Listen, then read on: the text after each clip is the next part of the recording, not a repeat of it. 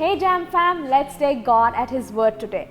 Today we'll talk about having that heart for miracles, because we see different sections of people where few believe in the word but don't believe in miracles.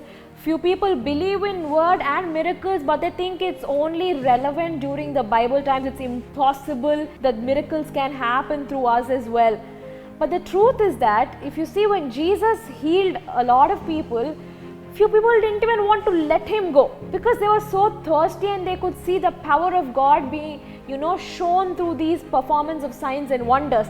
And there was another section of people, when they saw Jesus drive out demons, they begged him to leave. And there was another section of unbelievers who saw the power of God in such a big way that they started to believe in Jesus. All the Gentiles, when they saw the work of God, work of Jesus, they started to believe in Him. And I want to talk about this man called John G. Lake, who always believed that, performance of signs and wonders is a must. He thought, Gentiles, they don't believe in this concept of seeing the unseen, the faith realm and all of that, but they cannot deny what they can see, right? He believed in showing the power of God, the character of God through performance of signs and wonders. Nobody can, when they see a sick man, they can also see the sick man being healed, right? I mean, when there is a deliverance, when the sick man who was all, suffering at one point, but when they are healed, they can see the change. So nobody can deny such a change. That's why John G. Lake, he focused crazily on performance of signs and wonders, so people don't have any chance of denying the power of the true living God, Jesus.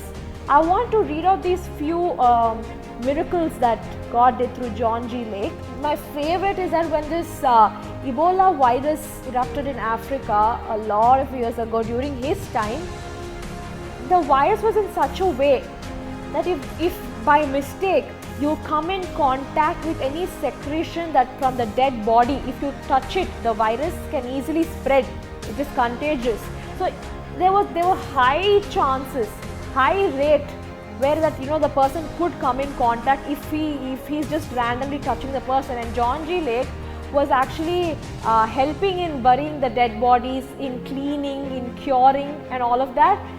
But he did not even have any speck of fear. So when people saw that, how is it possible that you're doing it without any fear, you're touching those bodies, because the virus was contagious. And he says, because of the law of the spirit of life that's in me. See, this is what it means to believe the Bible. The same spirit that raised Jesus from the dead lives in us. He refused to believe that the virus can control him. He refused to believe that the virus can take over him. And he says, you take the virus that is alive, put it under a microscope, see that it's moving, see that it's multiplying, because virus multiplies, right? So he told the medical people, put it under a microscope, make sure it's alive. After you're sure it's alive, put it on my hand. They were so thrilled, they did it and put on his hand, and they see it again with a microscope, they see that the virus cells have died. You know why? Because he believed in the law of the spirit of life. The same spirit that raised Jesus from the dead lives in us. Refuse to settle with the world standard, with the world fear, my friend, the worldly fear. I love how this man was just so strong in who he is in Christ, that the law of the spirit of life, he believed in that, and the virus died. And even if you see, there was another incident where he touched a pole and he left another place, and people, they would touch the pole and be healed just because John G. Lake touched it. There was a power flow flowing from that pole. And in other place, Washington and Spokane, around 100,000 people they were delivered, they were healed, and it's documented in between 1915 to 1920.